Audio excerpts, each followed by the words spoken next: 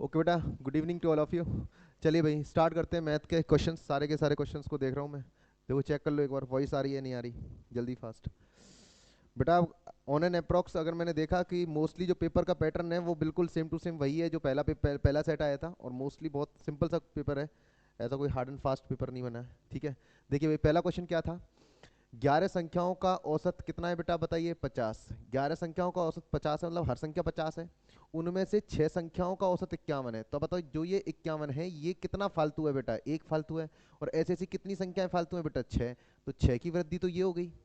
और अंतिम 6 संख्याओं का औसत 59 है। तो भाई साहब ये भी संख्या आपकी इस औसत 50 से कितना ज्यादा है बेटा, 9। और ऐसी ऐसी कितनी संख्या है बेटा, 6। तो 9 की 54 ये ज्यादा हो गया और 6 ये ज्यादा हो गया, तो टोटल कितना एक्स्ट्रा हो गया। तो एक्स्ट्रा हो गया आपका 6 और 54 60।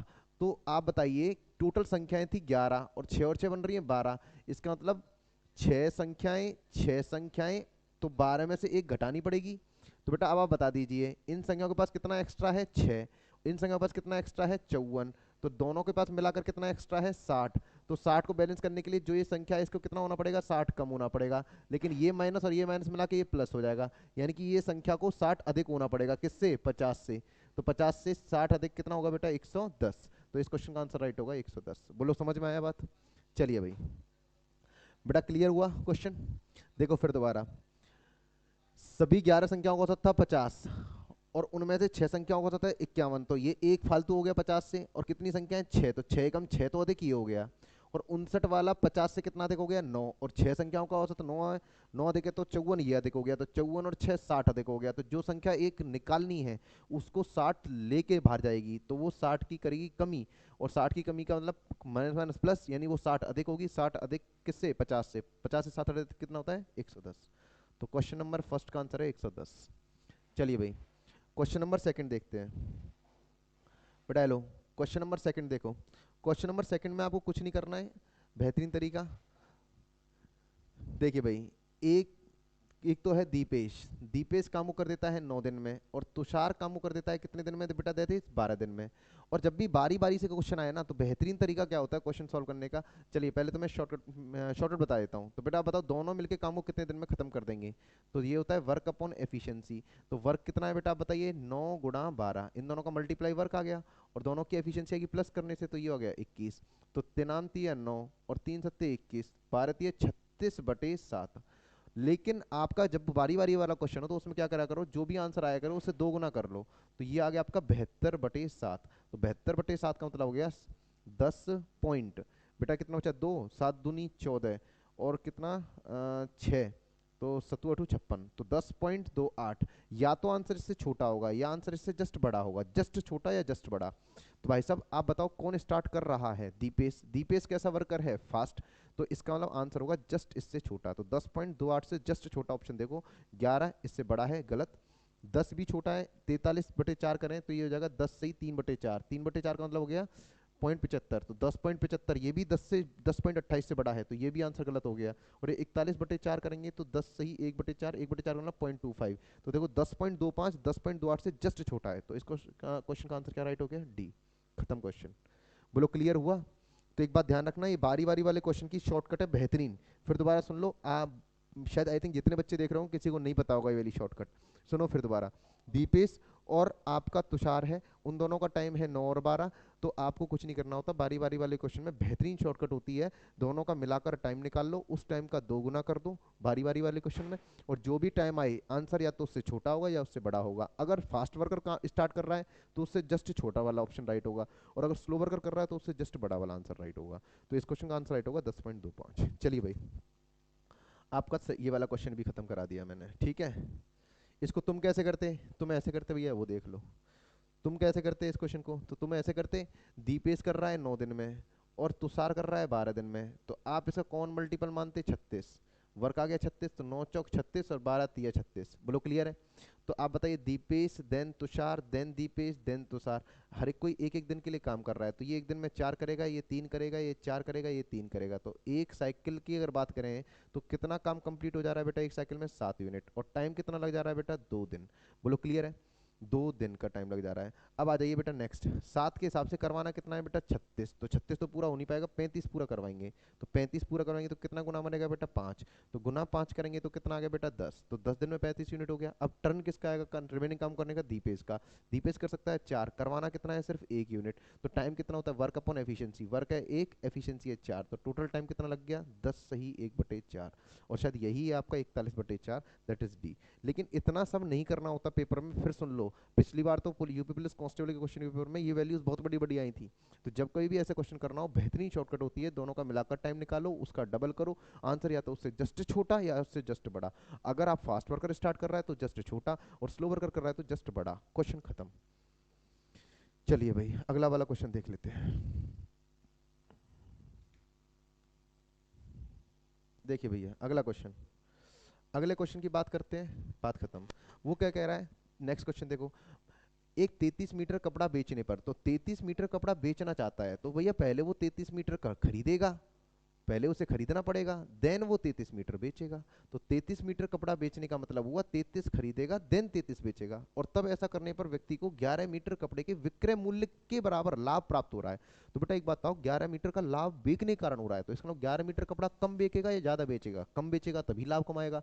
इसका मतलब वास्तव में वो बेच कितने मीटर रहा है 22 मीटर, और खरीद के कितने मीटर लाया बेटा 33 मीटर, तो लाभ कितने का कमाया उसने 11 मीटर का, और कितने बेचने पर, क्वांटिटी में बात हमेशा, आंसर इज ए ऑप्शन, खत्म क्वेश्चन।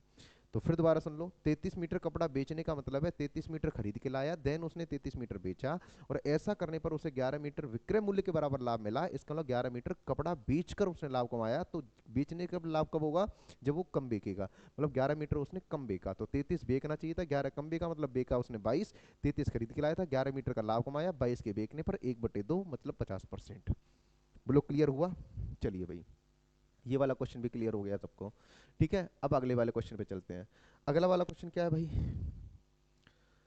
देखो भाई सिंपल इंटरेस्ट का क्वेश्चन है, सिंपल सा। देखो सिंपल इंटरेस्ट में क्या बोला, ये कह रहा है एक व्यक्ति ने 3 वर्षों के लिए एक निश्चित राशि साधारण ब्याज पर उधार रखा गया था, ठीक है भाई, उसने उधार रख दी कोई धनराशि। अगर इसे 2% अधिक ब्याज पर रखा गया होता, तो एक बात बताओ, अगर 2% अधिक ब्याज पर रखेगा, तो बाबू ये बताइए कि हर वर्ष वो कितने परसेंट अधिक ब्याज लेगा 2%, और ऐसा ऐसा कितने वर्षों तक काम करेगा 3 वर्ष, तो कितना एक्स्ट्रा मिलेगा उसे, बस इतनी बात बता दो। तो आप कहेंगे यार 1 वर्ष में 2%, तो 3 वर्ष में 6% एक्स्ट्रा मिलेगा, और जो ये एक्स्ट्रा है यही क्वेश्चन बोल रखा है कि उसे इस तरह से 420 रुपये अधिक मिले। इसका मतलब 6% जो एक्स्ट्रा मिला वही 420 रुपए के बराबर है। 6% 420, तो 1% कितना हो गया भाई, 6 7 42 70, और 1% 70 है, तो 100% पूरा धनराशि होती है, तो 2 जीरो चाहिए, तो आंसर आ गया 7,000। तो इस क्वेश्चन का राइट आंसर होगा 7,000। बोलो क्लियर हुआ। तो इसका मतलब एक बात गौर से सुन लीजिए कि भाई साहब, अगर 1 वर्ष में उसे 2% अधिक मिलता, तो 3 वर्ष में मोटा मोटा उसे 6% मिलता, और जो 6% अधिक मिल रहा है वही 420 मिल रहा है। तो 6% 420, तो 1% 70, 1% 70, तो टोटल धन होता है 100%, तो 100% हो गया 7,000। बोलो समझ गए आप।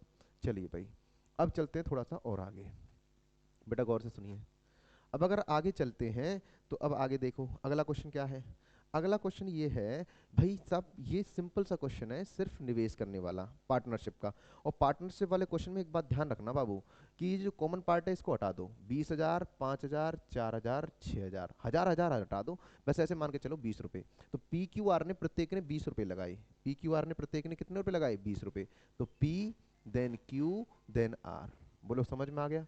पी क्यू आर ने कितने रुपए लगाए भाई 20,000 रुपए। बोलो क्लियर है। हेलो। तो पी क्यू आर ने क्या किया बेटा, 20,000 रुपए हर किसी ने लगाए।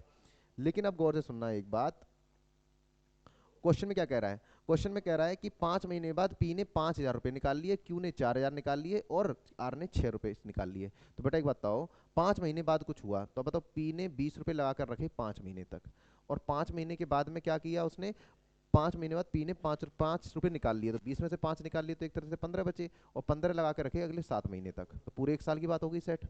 अब क्यू की बात कर लेते हैं, तो क्यू ने भी 20 रुपए लगा के रखे, कितने महीने तक लगा के रखे 5 महीने तक, फिर उसने 4 रुपए निकाल लिए, तो कितने रुपए बचे बेटा 16, और ये लगा के रखे उसने 7 महीने तक।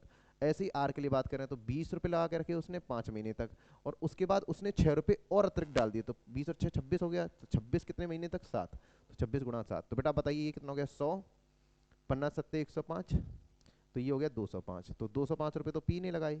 बेटा बताओ ये हो गया 100, 16 सत्ते 112, तो ये हो गया आपका 212। बोलो क्लियर हुआ? बोलो क्लियर है? बेटा ये 205 और ये हो गया 212। और अब आप बताइए पहले, तो ये क्या हो गया बेटा आपका 100, और ये कितना हो गया 6 सत्ते 42, और 7 दूनी 14 और 4 18, 182 प्लस दिस दैट इज 282। तो इसका मतलब पी क्यू आर का निवेश करने का अनुपात आ गया। अब वो कह रहा है कि उसे अंत में इतना लाभ हुआ, तो बताओ पी का हिस्सा कितना था। तो टोटल लाभ कितना है बेटा, आप बताइए टोटल लाभ। 2 और 2 4, 4 और 5 9, 8 और 1 9, बेटा 2 और 2 4 और 2 6। तो आप बताइए पी का लाभ निकालना है, तो पी का लाभ हुआ कितना बेटा, 205 का लाभ हुआ कितने में से, 699 में से, और कितने में से निकालना है उसका गुणा कर दो, दैट इज 34950। बेटा बताइए अंकों का योग यहाँ 3 बन रहा है, तो पहले 3 से काट लेते हैं इसे। 3 एकम 3, 3 एकम 3, 3 छक 18, 3 पंजे 15 और 0, 3 दूनी 6, तिनामतिया 9, तिनामतिया 9। अब अंकों का योग लगा दो, क्वेश्चन खत्म हो जाएगा। 5 और 2 7, 6 और 5 11, 11 12 13, 13 का मतलब हो गया 4, और 3 और 3 6 और 2 8, तो 4 दूनी 8, तो ये आ गया 7/2। और जब भी नीचे 2 बैठा हो तो गुणा कर देते हैं 5 से, तो 5 सत्ते 35, 35 का मतलब हो गया 8। तो आपका वो आंसर राइट होगा जिसका अंकों का योग 8 आएगा। तो बताओ 4 और 2 6 गलत है, 6 और 1 7 गलत है, 8 और 1 9 गलत है, तो आंसर राइट होगा आपका डी। चेक कर लो, इसका 8 बन रहा होगा, 5 और 2 7 और 1 8। तो इस क्वेश्चन का आंसर ये हो गया। कैलकुलेशन आपको ध्यान रखिए, पेपर में कैलकुलेशन हमेशा अंकों के योग से किया करिए। जितना अंकों का योग लगाओगे क्वेश्चन उतनी जल्दी फास्ट सॉल्व हो जाएगा। क्लियर है? कम कैलकुलेशन करनी पड़ेगी, आसानी से क्वेश्चन खत्म हो जाएगा। बताइए इतने सारे क्वेश्चन क्लियर हो गए सबको? चलिए भाई, अगर आपको इतने सारे क्वेश्चन क्लियर हो गए हों तो बेटा अब मैं आगे बढ़ रहा हूँ, गौर से सुनिए भाई। अब नेक्स्ट क्वेश्चन देख लेते हैं। देखो एपी का क्वेश्चन पिछली पिछले सेट में भी आया था और इस सेट में भी आया है, तो एपी का फॉर्मूला लगा दो, क्वेश्चन खत्म हो जाएगा बाबू। देखिए पहला टर्म कितना है भाई 14, देन कितना है 10, देन कितना है 6, देन कितना है 2, ऐसा करते करते आपसे 14वां टर्म पूछा है, 14th टर्म क्या होगा। तो भाई साहब टी 14 टर्म डायरेक्ट होगा आपका a प्लस n-1 मतलब 13d। तो बताओ a कितना है आपका 14, और हर टर्म कितनी घट रही है बेटा, 4 4 घट रही है, तो डी आ गया -4। तो पुट कर दो 14 प्लस 13 इंटू -4, तो ये हो गया 14 माइनस 52।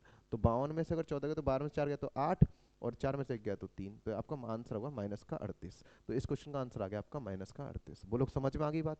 तो कहने का मतलब ये है कि ये वाला क्वेश्चन एपी का आपको आपका एपी सीरीज का उसने पहले सेट में पूछा था और इस सेट में पूछा है, क्या पता कल भी वो ये वाला क्वेश्चन पूछ ले आपसे। ठीक है, तो ये प्रैक्टिस कर लो, खत्म क्वेश्चन। आइए भैया नेक्स्ट क्वेश्चन, 7th क्वेश्चन की अगर बात करें, बेटा 7th क्वेश्चन क्या कह रहा है, 7th क्वेश्चन कह रहा है कि एक त्रिभुज है, ठीक है, और उसका जो बेस है, जो आधार है वो उसकी ऊंचाई का 3 गुना है। यदि खेत की लागत खेत की जुताई की लागत 24.68 है, सॉरी क्लियर नहीं है, कितना है 24.68 है, चेक कर लो एक बार, प्रति 100 मीटर स्क्वायर के अनुसार इतने रुपए है, तो इसका आधार क्या होगा। तो आधार निकालना है तो डायरेक्टली आधार को है ना आप 1 यूनिट मान लो, आधार को आप 1 यूनिट मान लो। अगर आधार 1 यूनिट है तो अगर ये इसका 3 गुना है तो वो उसका 1/3 होगा, तो ये हाइट हो गई 1/3। बस क्वेश्चन खत्म करो, एरिया का फॉर्मूला। तो एरिया क्या होता है बेटा, हाफ बेस इनटू हाइट। बोलो क्लियर है? और यही यहीं से एरिया निकालना है, तो इन तीनों टर्मों से एरिया कैसे निकालोगे आप बताइए जल्दी फास्ट। 24.68, सर ये 68 है ना, 24.68 का एरिया है इतना, तो आपको इतने ही रुपए का एरिया निकालना है। तो बताओ 24.68 का एरिया है उतना, तो 1 यूनिट का एरिया कितना होगा, 100/24.68। बोलो क्लियर है? और इनटू कितने का निकालना है, इनटू दिस कर दो 333.18। देखिए भैया अब आपको किसकी वैल्यू निकालनी है, आधार, आधार का मतलब 1 यूनिट की वैल्यू निकालनी है।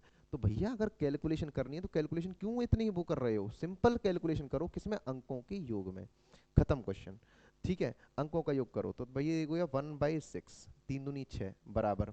बेटा यहाँ पर देखना आप जल्दी फास्ट, ऊपर क्या बनेगा 1 इंटू 8 और 1 9, 3 और 3 6 और 3 9, और बटे नीचे कितना आएगा 8 और 2 10, 4 और 6 10, 10 का 10 और 10 कितना हो गया 20, 20 का मतलब 2, 2 तिया 6, 3 इधर को गुणा होगा तो 1 यूनिट की वैल्यू जो है तो 3 नाम 27, 27 का मतलब 9, तो 1 यूनिट का मतलब 9, और 1 यूनिट की वैल्यू का मतलब हमें बेस निकालना है। तो बेस का आंसर जो भी होगा वो अंकों के योग में 9 का सम आएगा, मतलब 9 का मल्टीपल आएगा। चेक करना, 9 सम है, सही है, यहाँ पे नहीं है, यहाँ पे नहीं है, यहाँ पे नहीं है, तो इस क्वेश्चन का आंसर राइट होगा ए ऑप्शन। खत्म क्वेश्चन। भाई साहब आपको अंकों के योग से क्वेश्चन कर देना था। मैंने फिर बोल रहा हूँ आपको, जितने ही बच्चे यहाँ पर लाइव देख रहे हैं, एक बात गौर से सुन लीजिए कि पेपर के अंदर, मैथ के अंदर कैलकुलेशन कभी नहीं करनी होती। सिर्फ कैलकुलेशन अगर कहीं फंसे तो अंकों के योग से कैलकुलेशन करो, ठीक है। अगर पॉसिबल हुआ तो शायद मैं रात में बता दूंगा इस बात को आपको, अंकों के योग वाले कॉन्सेप्ट को, ताकि आपको कैलकुलेशन ना करनी पड़े। बिना कैलकुलेशन करे ही आपका आंसर आ जाएगा, ठीक है भाई साहब। चलिए भाई, आप डिटेल में करते रहना, काटा पीटी आंसर यही आएगा, ठीक है। यहाँ पे स्क्वायर बनेगा, ठीक है। अगर डिटेल में करोगे तो इसको x मानोगे, ये बात सुन लीजिए, इसको आप x मानते, इसको x/3 मानते, और आप इसको अगर ऐसे लिखते इंटू x/3, तो ये एक्स स्क्वायर बनता। तो x²/6 बराबर समथिंग आएगा, एक्स स्क्वायर बराबर कुछ आएगा, फिर अंडर रूट लेना, चेक करना वो x की वैल्यू 90 ही आ रही होगी। लेकिन मैं इतना दिमाग लगाता नहीं हूँ, मैं सिंपल सा एक फंडा लगाता हूँ ताकि क्वेश्चन आसानी से खत्म हो, ठीक है भाई साहब। तो आसानी से मैंने खत्म कर दिया है, ज़्यादा माथापच्ची करते नहीं है, ठीक है भाई साहब। चलिए अब थोड़ा आगे बढ़ते हैं, गौर से सुनो नेक्स्ट क्वेश्चन। ऐसा same question time distance speed का भैया पिछले वाली सेट में पूछा और इस वाली सेट में पूछ लिया, सेम क्वेश्चन। तब बताइए जल्दी फास्ट, क्या कह रहा है भाई, 20 किलोमीटर प्रति घंटे की चाल से उसे 500 मीटर की दूरी को तय करने में कितना समय लगेगा। लो भैया क्वेश्चन खत्म। तो टाइम निकालना, टाइम होता है डिस्टेंस अपॉन स्पीड। तो डायरेक्ट बताओ डिस्टेंस कितनी तय करनी है उसने, 500 मीटर, और स्पीड कितनी है भाई उसकी, 20 kilometre per hour. Kilometre per hour को मीटर पर सेकंड बनाना, तो 5/18, 18 घूम के ऊपर ऊपर चला जाएगा भैया, काट दो, खत्म। जीरो से जीरो, 5 से 10 बार कटेगा, और 2×5 = 10, तो 18×5 = 90। तो आंसर आएगा 90 सेकेंड्स। लेकिन मजे की बात यह है कि क्वेश्चन के अंदर जो टाइम दे रखा है वो मिनट्स में दे रखा है, हाउ मेनी मिनट्स। तो इस, अगर 90 सेकंड की मिनट बनाओगे तो 60 सेकंड की 1 मिनट होती है, और 30 सेकंड की आधी मिनट, तो 1.5 मिनट के बराबर हो गया। तो आपका आंसर राइट होगा ए ऑप्शन। बोलो क्लियर हुआ, 90 सेकंड या 1.5 मिनट, बात एक ही होती है। Is it clear to everyone. तो शायद आई थिंक आपको ये क्वेश्चन क्लियर हो गया होगा, वहीं की वहीं खत्म करना था, ज़्यादा कोई माथापच्ची नहीं करनी थी, ठीक है। बहुत सिंपल सा क्वेश्चन पूछा गया था। चलिए भाई, चलिए भाई देखिए, अगला वाला क्वेश्चन अगर हम देखें, तो अगला वाला क्वेश्चन क्या है, हेलो, ये क्वेश्चन ये है कि आयात और निर्यात। बेटा एक बात ध्यान रखना, ये किसका क्वेश्चन है, ये क्वेश्चन है आपका डीआई का। और डीआई के अंदर आपको ये बोला गया है कि आयात और निर्यात का अनुपात दे रखा है, यानी कि पहले आयात की मात्रा और उसके बाद निर्यात की मात्रा का, यानी कि इंपोर्ट अपॉन एक्सपोर्ट। पहले इंपोर्ट और देन एक्सपोर्ट का रेशियो गिवन है, this is given to you in the question, ये बात ध्यान रखना। तो बाबू अब सुन लीजिए, आपको मैं यहाँ पर डायग्राम बना देता हूँ, गौर से सुन लेना। डायग्राम ये है, यूं यूं और यूं, फिर यूं, फिर यूं, फिर यूं। बेटा ये वाली वैल्यू है 0.6, ये वाली वैल्यू है 0.8, ये वाली वैल्यू है 0.3, ये वाली वैल्यू है 1.2, ये वाली वैल्यू है 1.5, ये वाली वैल्यू है 0.9, ये वाली वैल्यू है 1.6। बोलो क्लियर है। अब पहला क्वेश्चन देख लीजिए, पहला क्वेश्चन क्या कह रहा है। ये कह रहा है किस वर्ष में कंपनी का निर्यात का अनुपात आयात से न्यूनतम है, यानी कि निर्यात, निर्यात मतलब एक्सपोर्ट। तो आप बताइए I/E कह रहा है किस वर्ष में, ऐसा कौन सा ईयर है, 2001, 2, 3, 4, 5, 6, 7। बोलो 7 ही वर्ष है ना, ठीक है। तो वो कह रहा है कि किस वर्ष में कंपनी का निर्यात के अनुपात में आयात न्यूनतम था। तो आयात कम है, इंपोर्ट कम है, एक्सपोर्ट ज़्यादा है। बोलो क्लियर है।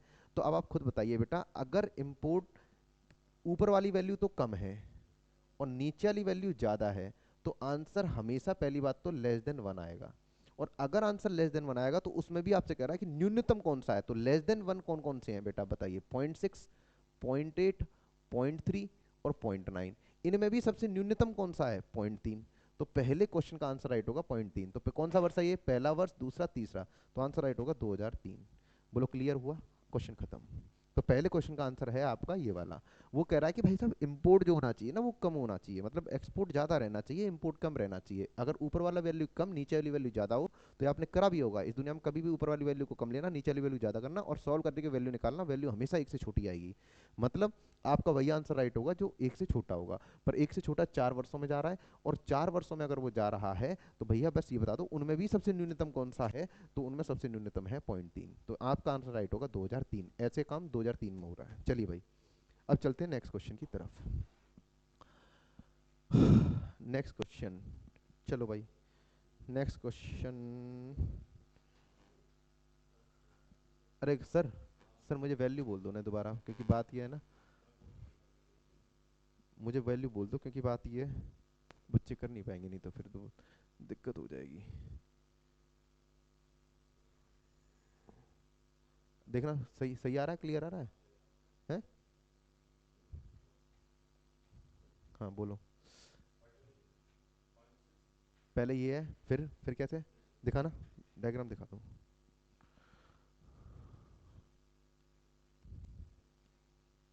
बेटा ये डायग्राम देख रहा हूँ मैं। 0.6, देन ये, देन ये, देन ये, देन ये, देन ये कितना है? 0.6। ये कितना है? 0.8। ये कितना है? 0.3। ये कितना है? 1.2। ये कितना है? 1.5। ये कितना है? 0.9। और ये कितना है? 1.6।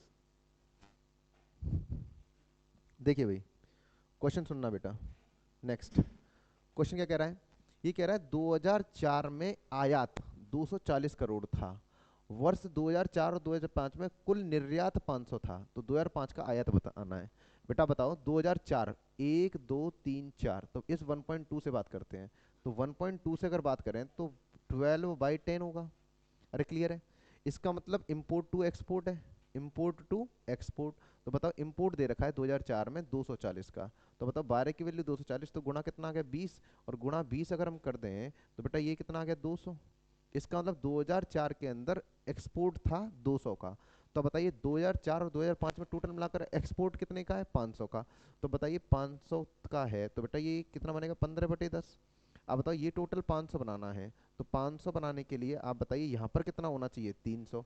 तो 10 की वैल्यू अगर 300 से कंपेयर होगी तो गुणा कितना आ गया बेटा? 30। तो अगर गुणा 30 कर देंगे तो 15×3 = 45। तो आपका जो 2005 में एक्सपोर्ट रहा, इंपोर्ट रहा होगा, दैट इज 450। तो कौन सा आंसर राइट होगा? C option. बोलो समझ में आ गई बात आपको? देखो फिर दोबारा, 2004 में रेशियो बनेगा 12/10, और 12 की वैल्यू दे रखी है 240, तो गुणा कितना आ गया? 20। और गुणा 20 आ गया तो बेटा ये कितना हो गया बेटा? डायरेक्ट ये डायरेक्ट हो गया आपका, दैट इज 200। 200 हो गया तो बेटा आपको ये निकालना है, तो 500 बनाने के लिए बताइए कितना डिफरेंस होना चाहिए? That is 300। और 300 का अगर ये डिफरेंस होगा, ये 300 होगा, तो 10 के लिए 300, तो गुणा कितना आ गया? 30। और गुणा 30 करेंगे तो 15×3 = 45, आंसर आएगा 450। बोलो क्लियर हुआ? चलिए भाई, अब चलते हैं नेक्स्ट क्वेश्चन की तरफ। देखिए भैया, अब देखो नेक्स्ट क्वेश्चन। नेक्स्ट क्वेश्चन कह रहा है दिए गए वर्षों में कितने वर्षों में निर्यात आयात से अधिक है? बेटा बता दो, निर्यात आयात से अधिक है तो इंपोर्ट बाय एक्सपोर्ट, यानी एक्सपोर्ट ज्यादा है इंपोर्ट कम है, तो ऊपर वाली वैल्यू कम और नीचे वाली वैल्यू ज्यादा। अभी थोड़ी देर पहले मैंने यही डिस्कस किया था, अगर ऊपर वाली वैल्यू कम है नीचे वाली वैल्यू ज्यादा है तो आंसर हमेशा << 1 आएगा। बस ये पूछ रहा है ऐसा आंसर कितने कितने वर्षों में है। तो बताइए <<1 किस किस में है? 1.6 वाला, 2, 3 और 4। तो आपके 4 आंसर आएंगे, 1 2 3 और 4। तो 4 वर्षों में ऐसा रहा होगा, बात खत्म। बस आपको यही बताना था कि आंसर किस में <<1 है। तो कितने ईयर में <<1 है? आपका 4 ईयर्स में। Answer is over. बोलो क्लियर हुआ? चलिए भैया नेक्स्ट, अगला क्वेश्चन कर लेते हैं।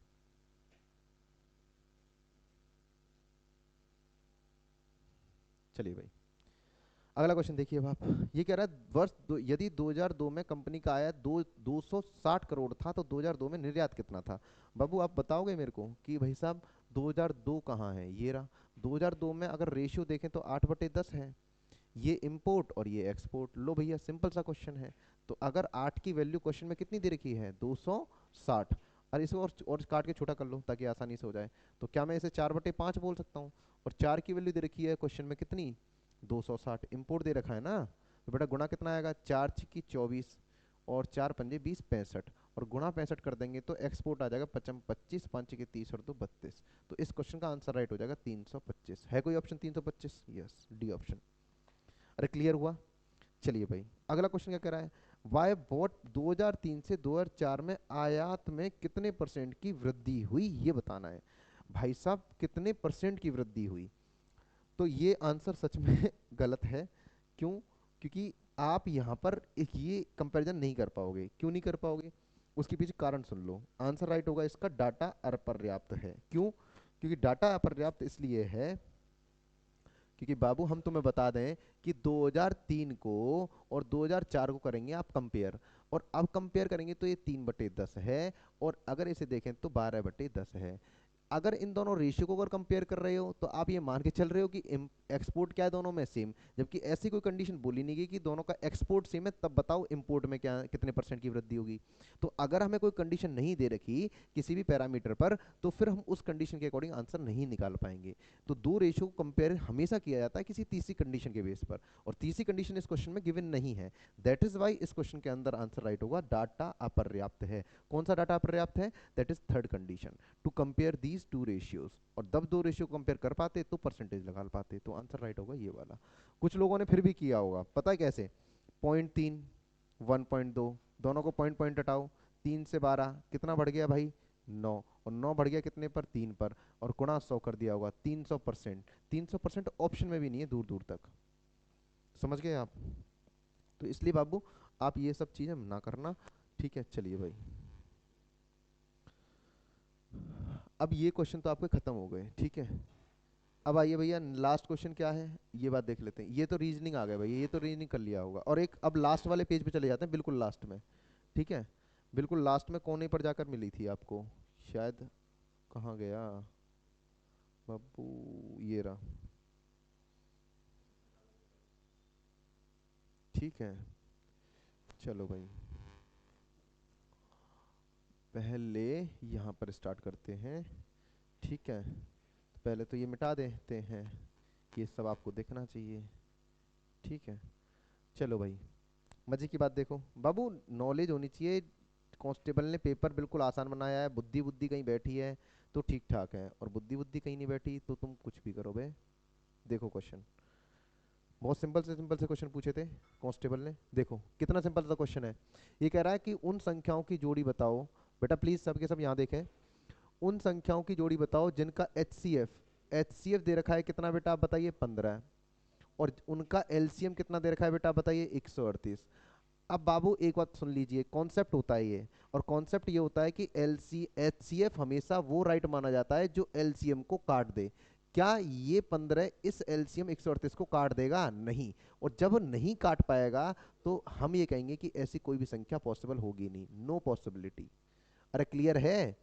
तो नो पॉसिबिलिटी इज देयर, तो इस क्वेश्चन का आंसर राइट होगा, ऐसी कोई भी जोड़ी नहीं होगी, ऐसी कोई भी जोड़ी मौजूद नहीं होगी। इसके पीछे कारण क्या है? क्योंकि कभी भी संख्याओं का आप, कोई भी दो संख्याओं का आप, कभी भी कोई दो संख्याएं हो, उनका तीन संख्याएं हो या चार संख्याएं हो, अगर उनका आप एचसीएफ निकालेंगे और उनका एलसीएम निकालेंगे तो हमेशा पाएंगे आप एचसीएफ एलसीएम को डिवाइड करेगा हमेशा। अगर एचसीएफ एलसीएम को डिवाइड नहीं कर पा रहा है तो इसका मतलब वो एलसीएम किसी और पेयर का है, वो एचसीएफ किसी और पेयर का है। तो ऐसा ही कुछ यहाँ पर है कि एचसीएफ 15 दे रखा है, एलसीएम 138 दे रखा है, 15 की औकात नहीं है कि 138 को काट दे। अगर 15 138 को नहीं काट पाएगा, इसका मतलब ये हुआ कि ये 15 एचसीएफ किसी अलग पेयर का है और ये 138 किसी अलग पेयर का है, और ये जब अलग अलग पेयर के हैं तो दैट इज वाई आपका कोई भी ऐसा पॉसिबिलिटी नहीं आएगा जो दोनों को सेटिस्फाई कर दे। तो इस क्वेश्चन का आंसर राइट होगा आपका, that is B option, there is no any possibility. बोलो क्लियर हुआ? समझ गए? हेलो? हेलो? हाँ मैं क्लास में हूँ अभी, ठीक। अब देखिए भाई, हेलो, चलिए अब आगे चलते हैं नेक्स्ट क्वेश्चन। आपको रीजन भी बताते चल रहा हूँ मैं हर चीज़ का, अगर कोई एडजस्ट नहीं कर रहा है तो क्यों एडजस्ट नहीं कर रहा है, मैं हर चीज़ का रीजन बता रहा हूँ। ये नहीं है बस जस्ट टिक मार दिया बात खत्म, मैंने एक एक चीज़ का, जैसे अभी डीआई के क्वेश्चन का नो डाटा इंसफिशिएंट वाली बात थी, तो कंडीशन क्या थी? इस क्वेश्चन में कोई भी मौजूद नहीं होगी जोड़ी, उसका क्या कारण है वो भी मैंने आपको बताया। ऐसा नहीं कि जस्ट टिक मार दिया। तो गौर से सुन लीजिए, अब नेक्स्ट क्वेश्चन ये कह रहा है, यदि 851 को 851 रुपए को तीन भागों में बांटा गया और तीन भागों का अनुपात दिया 1/2, 2/3 और 3/4। तो बेटा एक बात गौर से सुन लीजिए, जब भी अनुपात हो फ्रैक्शन में तो उसे इंटीजर में ले आओ। इंटीजर में लाने के लिए पहले नीचे वाली वैल्यू को खत्म करना है, तो ऐसी कौन सी वैल्यू जो इन सबसे कट जाए, दैट इज 12। तो हाफ ऑफ 12 कितना होगा? 6। 3 से 4 बार, 4 दूनी 8, और 4 तिया 12, तिनाम तिया 9। तो इसी रेशियो को हम ऐसे देखेंगे, और अगर ये देखेंगे तो ये टोटल वैल्यू कितनी बन रही है? 8 और 6 14, 14 और 9, 9 और 4 13 23। अब भाई साहब क्वेश्चन क्या कह रहा है? कह रहा है पहला भाग बताओ। तो भैया फर्स्ट भाग का आंसर कितना आएगा? 6/23। 6/23 किसका? 6/23 851 का। बाबू हमने कितनी बार बोला है आपको कि आप कभी भी कैलकुलेशन नहीं करेंगे, अंकों का योग लगा दीजिए 6 और नीचे कितना आएगा 5 और ऊपर कितना आएगा 8 और एक 9 टाके 5, तो बेटा 5 से 5 कटेगा तो आंसर आएगा 6। तो आपका आंसर वो राइट होगा जिसका अंकों का योग 6 होगा। चेक करना किस में 6 आ रहा है। 3 3 6 और 3 9 गलत, 9 6 और 2 8 गलत, 9 6 और 3 9 गलत, 2 और 2 4 और 2 6 आंसर सही। खत्म क्वेश्चन। हमने पहले ही बोला है कैलकुलेशन कभी भी पेपर में नहीं करनी होती, जो कैलकुलेशन करता है ना वो महामूर्ख है हमारे अकॉर्डिंग। क्या है? महामूर्ख। अपने आप को इंटेलिजेंट नहीं दिखाना होता वहाँ। वहाँ बहुत सिंपल सी बात है, जितना बड़ा नंबर है उतना बड़ा कैलकुलेशन नहीं होता, उतना छोटा कैलकुलेशन होता है। बस करना क्या होता है कि जो संख्या है उस संख्या को आप अंकों के योग में बदल लीजिए, सिंपली आपका आंसर आ जाएगा, बात खत्म। चलिए भाई, वो आप करते रहना है ना। आपको हमने बता दिया कि पेपर में क्या करना होता है। मैथ बहुत आसान होती है, हद से ज़्यादा आसान होती है, क्योंकि इसमें कैलकुलेशन नाम की चीज़ नहीं होती। लेकिन जितने लोगों को लगता है कि कैलकुलेशन होती है वो मरते हैं। देखिए भैया, अब आ गए क्वेश्चन। देखिए भैया, अगले वाले क्वेश्चन को भी हम उड़ा दे रहे हैं सीधा। एक गांव में हैजा के कारण 10% लोगों की मृत्यु हो गई, मतलब 10% लोग। एक गांव था, उसमें कुछ लोग थे, ठीक है भाई साहब। 10% लोग स्वर्ग सुधार गए। अब जितने शेष बचे, उन शेष में से भी उन शेष में से भी कितने परसेंट लोग, 25% लोगों ने गांव छोड़ दिया, 25% लोग गांव छोड़कर चले गए। और उसके बाद जो संख्या घटकर रह गई वो 2025 थी। तब कह रहा है शुरुआत में कितनी थी। भैया एक ही लाइन में क्वेश्चन खत्म कर रहे हैं, गौर से सुनना। इनिशियल पॉपुलेशन को पी माना, पी का 10% हट गया तो कितना बचा, 90%। का जो बचा उसका कितना परसेंट बचा, 25% चला गया तो 75%। और यही कितना रह गया बेटा, 2025। बेटा अंकों का योग लगा दो, हम अभी हमने थोड़ी देर पहले समझाया था। आप बताओ, इधर को अंकों का योग 9 बन रहा होगा, 5 और 2 7 और 2 9, और इधर को भी 9। तो जब भी 9 बने तो पहले 9 को काट लो एक बार, तो 9 से कटेगा 10 बार, 9 दूनी 18, 2 बचा, 9 दूनी 18, 9 पंजे 45। अब अंकों का योग लगा दो, खत्म क्वेश्चन। p इंटू ये 1 इंटू 7 और 5 12 का मतलब 3 बराबर 5 और 2 7 और 2 9। बेटा इससे काटेंगे 3 बार, तो p का आंसर आएगा 3। यानी कि आपका आंसर वही राइट होगा जिसका अंकों का योग 3 होगा। देखते ही दिख रहा होगा किसका अंकों का योग 3 है, सी ऑप्शन। खत्म क्वेश्चन। देख लो, नहीं तो आप चेक कर लो। 5 और 2 7 गलत, 5 और 1 6 गलत, 2 गलत, आंसर होगा 3। खत्म क्वेश्चन। हमने क्या कहा, जितना बड़ा नंबर आपको दिखता है ना मैथ के अंदर, आंसर उतना ही फास्ट सॉल्व होता है मैथ में। क्यों? क्योंकि आधे से क्या, 90% जनता इतनी मामूर्ख होती है कि वो ये समझती है कि मैथ में हम कैलकुलेशन करेंगे तब आंसर निकालेंगे तब टिक मारेंगे, जबकि हम ये कहते हैं कि आज के टाइम पर आप संख्या को अंकों के टर्म्स में कन्वर्ट कर लो, और उसके बाद जब कैलकुलेशन करोगे तो शायद ही आपको ज़्यादा मेहनत करनी पड़े, सिंपल वे में आपका आंसर आ जाए। और ऐसा हमने जहाँ जहाँ पढ़ाया है, जहाँ जहाँ हमने जिस जिस बैच को पढ़ाया है, हमने शायद आई थिंक यूपी पुलिस के लिए जितने भी नाइट बैच पढ़ाए थे, जितने भी आपके वैसे बैचेस पढ़ाए थे, जो सिलेक्शन बैचेस के टर्म से पढ़ाए थे, वो सारे के सारे बैचेस में ये बात मैंने अच्छे से बोल दी थी और अच्छे से सिखा दी थी कि यूपी पुलिस कांस्टेबल के पेपर में गलती से भी कैलकुलेशन मत करना। कैलकुलेशन करनी हो तो अंकों के योग से कैलकुलेशन करना, शायद जल्दी से क्वेश्चन हो जाए। चलिए बाबू, चीजें समझ आ गई होंगी। चलिए भाई नेक्स्ट क्वेश्चन।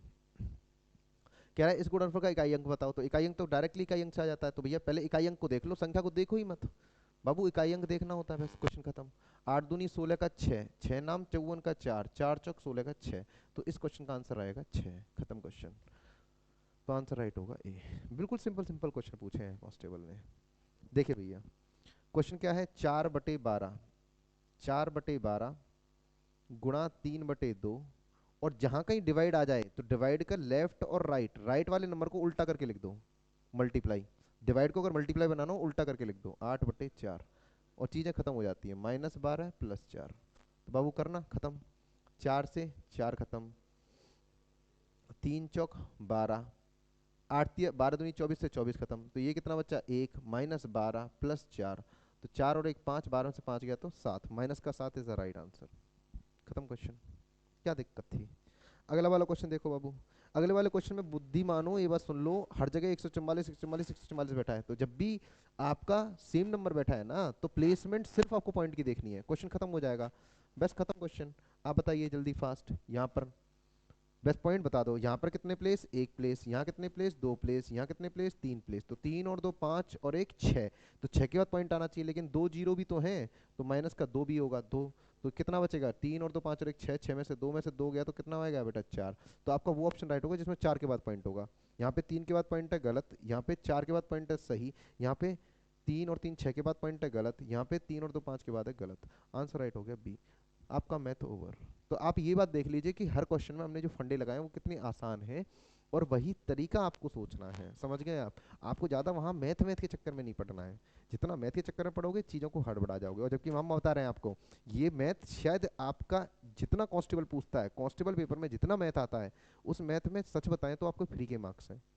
बच्चे मैथ उठाते नहीं, लेकिन मेरे हिसाब से शायद मैथ को दूसरे तीसरे नंबर पे उठा के खत्म करना चाहिए शायद। I think math is very simple as compare to, क्योंकि मैथ में आप डर क्यों रहे हैं, डर एक बात से रहे हैं कि आपको लग रहा है वहाँ कैलकुलेशन करवाएगा वो, और जबकि कैलकुलेशन ना करने का तरीका होता है अंकों का योग।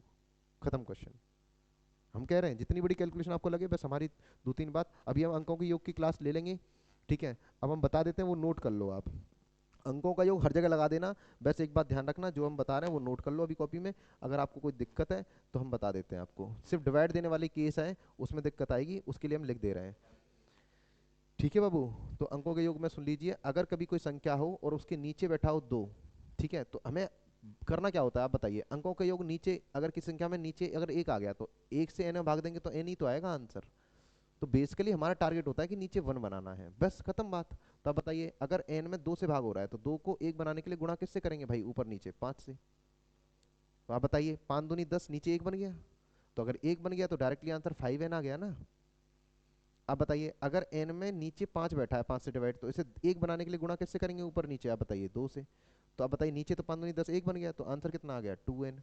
तो हम ये क्या कह देते हैं, हम एक बात कह देते हैं कि अगर संख्या के नीचे अगर दो बैठा है, अगर संख्या के नीचे दो बैठा है, तो डायरेक्ट आप पाँच गुना, जो आप इसे एक बनाने के लिए पाँच गुना बोल रहे हो ना, तो डायरेक्टली आंसर को पाँच गुना करके बोल दिया करो, फाइव एन। और अगर संख्या के नीचे पाँच बैठा है तो इसको एक बनाने के लिए दो गुना करेंगे, तो ऊपर वाले नंबर में दो गुना करके आंसर बता दिया करो, टू एन। ये सब करना थोड़ी ना होता है कि ऊपर नीचे गुणा करके दिखाओगे, ये करोगे नहीं भाई। अगर नीचे दो बैठा है ऊपर पाँच से गुणा करके आंसर, नीचे पाँच बैठा है नीचे ऊपर दो से गुणा करके आंसर। अब इसी बात में क्या है, देवा सुनो, अगर संख्या में नीचे चार बैठा है, तो चार को अगर एक बनाना है तो गुणा किससे करेंगे बेटा ऊपर नीचे, आप बताइए, सात से। कि सात चौक बनेगा अट्ठाईस, और अट्ठाईस का देखो आठ और दो दस का मतलब एक। तो भाई साहब आंसर आ जाएगा सेवन एन। तो कहने का मतलब, अगर किसी संख्या में चार से डिवाइड है तो भाई साहब बाबू आप है ना कुछ मत करो, ऊपर गुणा सात कर दो, सात N is your right answer. ठीक है। अगर संख्या में नीचे सात बैठा है और आपको एक बनाना है तो गुणा चार कर दो, चार के लिए सात किया तो सात के लिए चार करेंगे तो एक बन जाएगा। तो भैया आप गुणा चार कर दो ऊपर नीचे, तो नीचे तो एक बन गया, ऊपर आंसर फोर एन आ गया। तो अगर संख्या में नीचे अगर सात बैठा है तो ऊपर गुणा चार से कर दो, चार एन आंसर आ जाएगा। अरे क्लियर है। लेकिन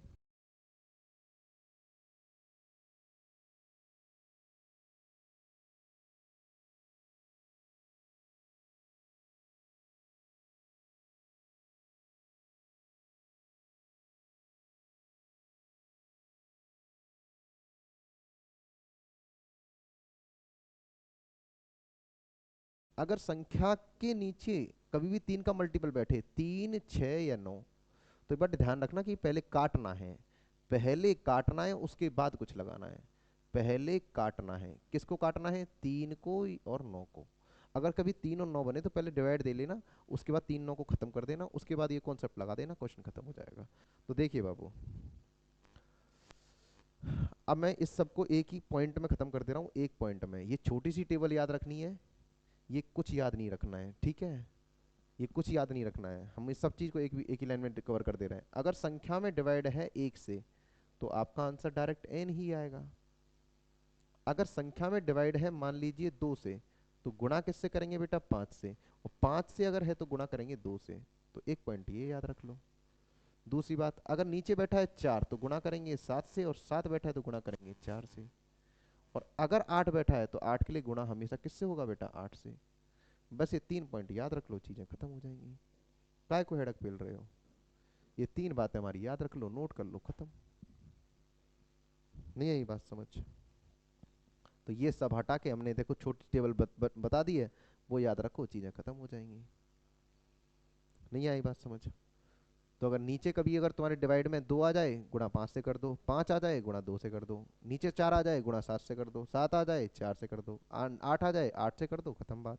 लेकिन अगर मान लो तीन छः नौ कुछ भी आ जाए तो, अगर संख्या के नीचे तीन छः या नौ आ जाए तो पहले भाई साहब तीन को काटना है, तीन या नौ को खत्म करना है, वो डिवाइड करके खत्म करना है। इतना याद रखो, शायद जिंदगी आपकी आबाद रहेगी, कैलकुलेशन करनी नहीं पड़ेगी। खत्म, देखो खत्म भी कर दिया हमने। 1 2 3 4 5 6 7 8 9, देखो यही आता है अंकों का योग बस। एक के लिए कोई हड़क नहीं, दो के लिए पाँच, पाँच के लिए दो, ये दोनों भी खत्म कर दिए। तीन काटना है, चार के लिए सात, सात के लिए चार, ये भी दोनों खत्म कर दिए। आठ के लिए आठ, ये बचे तीन, छः और नौ, हमने बोला इन्हें डिवाइड करके खत्म कर देना। सारा तो खत्म कर दिया, रह क्या गया, कुछ नहीं रह गया। लिख लो, नोट कर लो, खत्म बात। ठीक है भाई, तो एंड करते हैं, हैप्पी एंडिंग। ओके, लिख देते हैं HAPPY, ending, happy ending, enjoy करो। समझ गए? All the best, all the best for the next exam. Clear हुआ? चलिए भाई, अब करते हैं टाटा बाय बाय। चलिए एंजॉय करिए।